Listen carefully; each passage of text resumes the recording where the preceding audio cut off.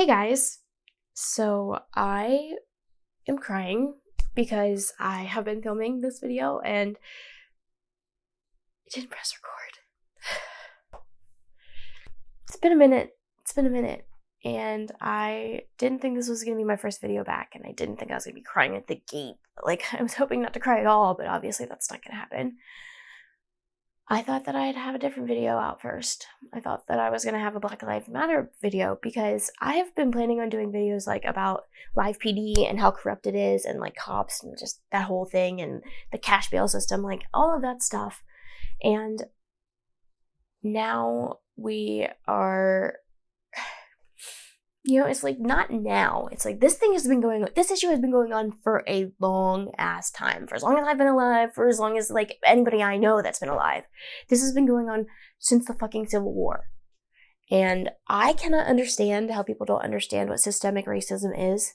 So my next video is going to be dedicated to that. And it's going to be to people like me, white people that might not know. Because I didn't know at one point, and I had to educate myself. And it's your job to educate yourself, but I know a lot about this.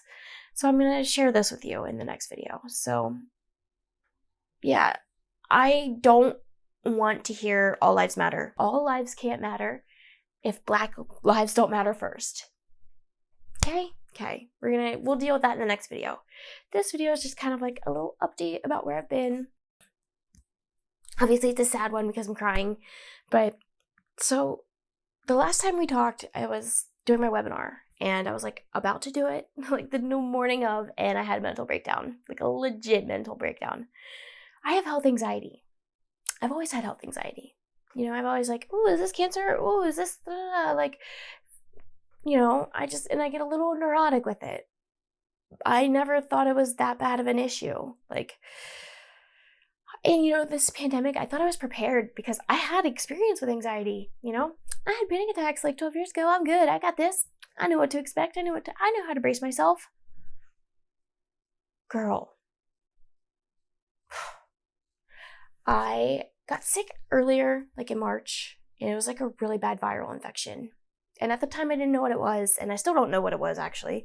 But now I know that the symptoms align a lot with COVID-19. I had a sore throat and a fever first, and a headache. And then it was like numbness in my arms and like a burning, tingling, like neuropathy type feeling.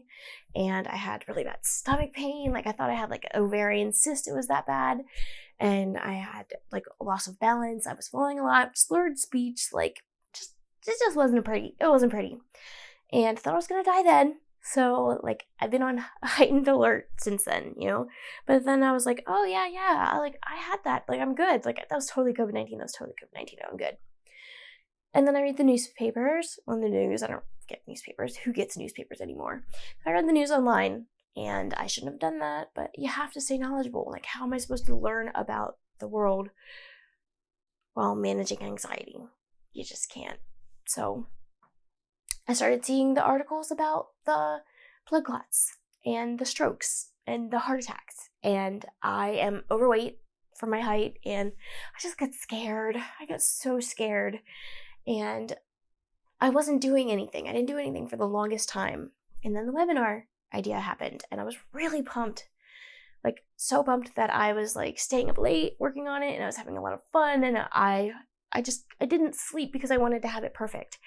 And what was really happening was I was afraid to fall asleep because I was afraid to die in my sleep.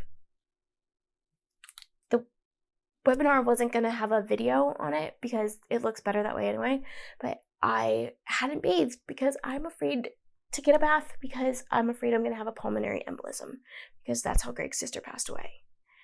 And I was sitting at the desk one night when Greg was in bed, and I had this very sharp contraction in my chest, like this heart palpitation, and it was like hurt. It hurt when it happened. It hurt after it was gone, and I was scared dead in my tracks. I was like, oh my God, what was that? So I talked to my cousin, who's a physician's assistant, and she's like, oh, well, if it hurts when you breathe in, then it's just this with your ribs. And so I breathed in, and it kind of hurt. And I was like, oh, okay. Like, but it didn't hurt all the time. It like didn't hurt half the time. I could breathe in and be fine, but like sometimes it hurt. And it started, just that one time. And then the next day it happened once. And then I think it happened once again. And then I was like twice a day. Then next thing you know, I'm having full-blown like panic attacks over it. I am unable to eat. I'm unable to do anything. I just lay in bed like afraid to move. Afraid that if I move too much, my heart is going to be overwhelmed and I'm going to have a heart attack. I stayed there for like a week, like in that panicked place. And I just one random Sunday realized that I knew this. I didn't just realize it, but I admitted or acknowledged the fact that I hadn't been outside for a very long time. My home has always been my safe space. My bedroom has always been my safe haven. And I had, my dad lived here for a little bit this year, and it kind of like disrupted my home system, and like I just didn't know where safe is, and I got new neighbors, and they're very, very loud, and it feels like they're in my house.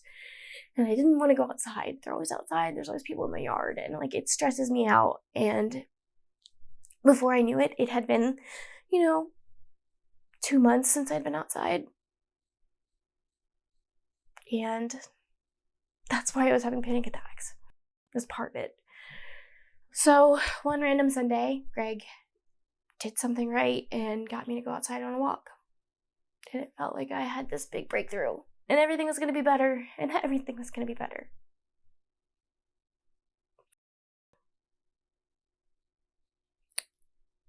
I was like, I don't know what to tell you first. Well, I had this rash going on.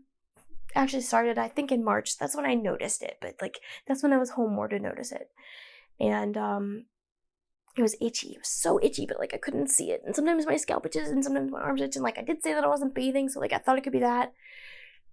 I thought it was fiberglass. Like it looked like fiberglass. Greg works in plastic manufacturing and composites, and like he works with it. So I've seen it like on his skin, and like I know what it's like. I've done his laundry and it's been in there. But it was like all over me. Like all over me. Like literally like every hair would have been it. And I didn't know what could have been happening. Like how could I have gotten that much on my body?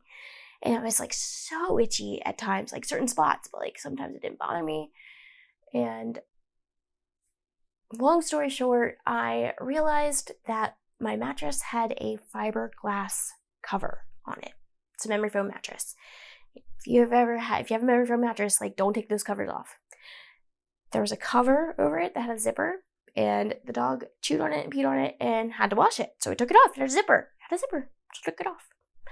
And the thing underneath of it was like, would have been like a cover over the like yellow spongy mattress. But it's old, super old, and it shredded. It's just everywhere. Like everywhere. In the clothes, in our bedding, in our towels, in our furniture, on us, in my eyes, in my mouth, in my nose, and on my dogs. Caused Jazzy to have her anal glands filled because she was so stressed from itching so much. I got most of that off the dogs, but I still don't even know what the fuck it is. I'm going to the dermatologist next week to like verify it, but it's been complicated because am I picking? Is this real? Why am I the only one having symptoms? Is this psychosomatic? Am I feeling what I'm feeling? And when I started to question that, I knew shit had just gone too far. It took me a long time to open up about that one too. I didn't want to tell anybody. And Greg thinks so logically and rationally, and he sees me struggling with that stuff, and he just can't understand it.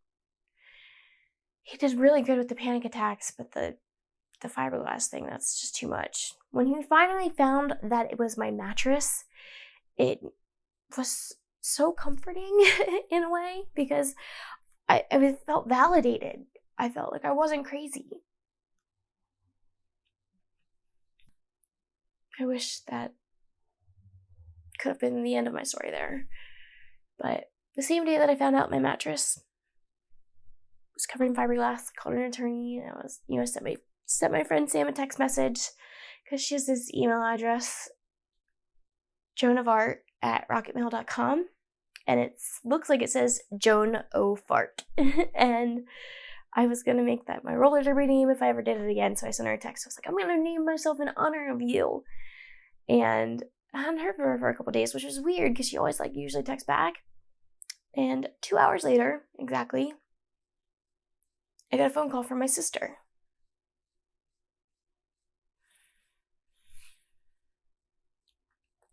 And Sam committed suicide.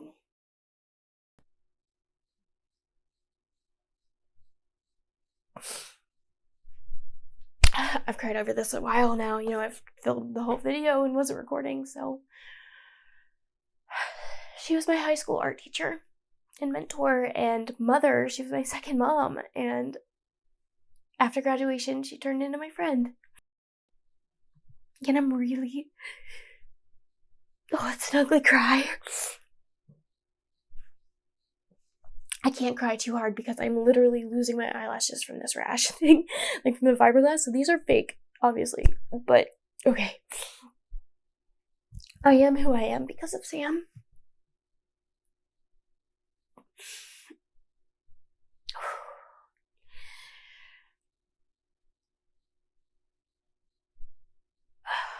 It's what to say. I sat next to her at Brent's funeral last year.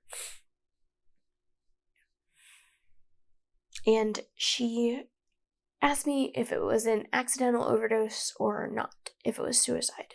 And I said, a little bit of both. I don't think that it was intentional that time, but it had not necessarily been an accident either.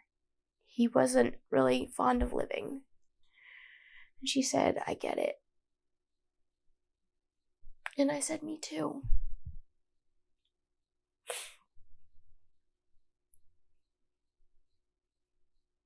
But I didn't mean suicide like she did. The day after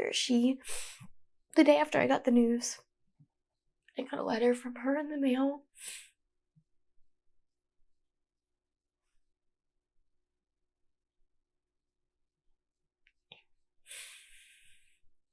She used the same language the whole time, I don't know how much more of this I can bear. I'm a mess. I'm about done. So, that's why I'm making this video.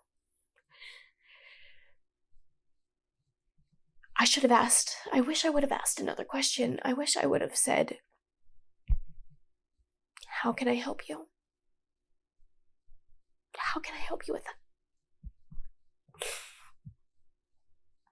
Because all I said was, me too. I'm a mess too. And I didn't define my mess. I didn't tell her about my panic attacks. God, I didn't want to be blubbering in this. Instead, I was too embarrassed to talk about that stuff. So I just said, I'm a mess too. And I should have asked. I should have listened. So,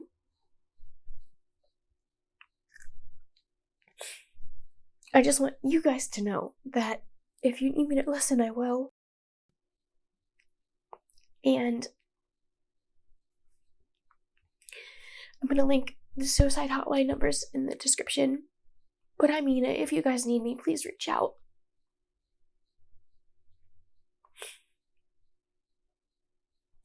And if a friend comes to you and says, you ask them if they're doing okay and they say no, or they say something like, I can't bear much more, any of that stuff, the language doesn't change when you're ready to die. It just means something different, and you have to pick up on it. And we're distant, and if I had been in front of her, I would have caught it, but I wasn't. I was through a text and through a letter. So I missed it, and I don't want to do that again. Just know you're not alone, and I'm not okay either. I'm not okay, but I'm choosing to be okay. when Brent died and Scott died, Scott died and then Brent died the next year, I couldn't listen to music anymore. Like, at all. At all. And I have my music back. The first song I listened to was Jack's Mannequin, Swim. And the second one was The Hotelier, Your Deep Rest. If you're interested, I will link them in the description too. Yeah, this one's a heavy one. I always thought I'd be defined by my recovery. That's the weird thing, Because that's what I thought. That was my defining feature. That's like my big accomplishment. I got off of drugs. But I didn't want to be defined by my addiction. And I didn't really want to be defined by my recovery either. But grief, that's where I have my purpose.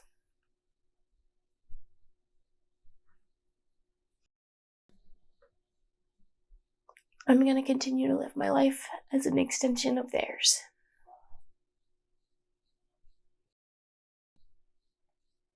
I love you guys so much, and I'll be back soon.